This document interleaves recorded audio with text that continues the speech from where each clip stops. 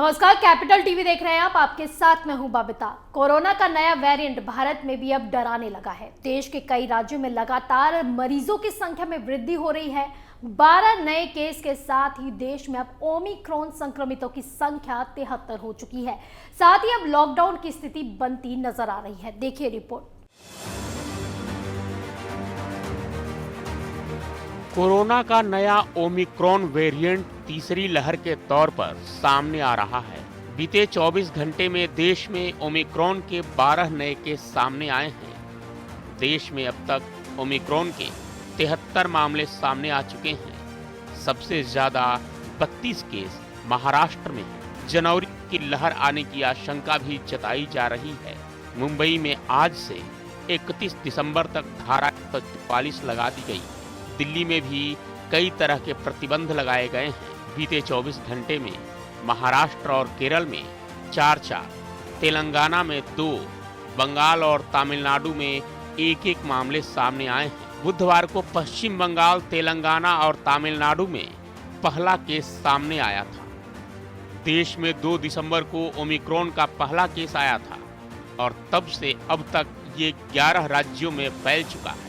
Omicron के अब तक महाराष्ट्र में 32, राजस्थान में 17, दिल्ली में 6, केरल में 5, गुजरात में 4, कर्नाटक में 3, तेलंगाना में 2 मरीज मिल चुके हैं। इनके अलावा आंध्र प्रदेश, चंडीगढ़, पश्चिम बंगाल और तमिलनाडु में भी 1-1 केस आ चुके हैं। ओमिक्रॉन के महाराष्ट्र में सबसे ज्यादा 32 केस आ चुके हैं। राहत की बात यह है कि इनमें से 25 ठीक भी हो चुके हैं।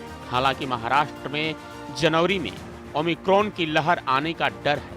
महाराष्ट्र स्वास्थ्य विभाग ने आशंका जताई है कि राज्य में जनवरी में ओमिक्रॉन के मामले तेजी से बढ़ सकते हैं। नए साल और क्रिसमस को देखते हुए मुंबई में 16 से 31 दिसंबर तक धारा 144 लगा दी गई है। इसके साथ ही कई पाबंदियां भी जोड़ दी गई हैं। किसी भी तरह के बड़े कार्यक्रम और जमावड़ों को करने की मनाही है।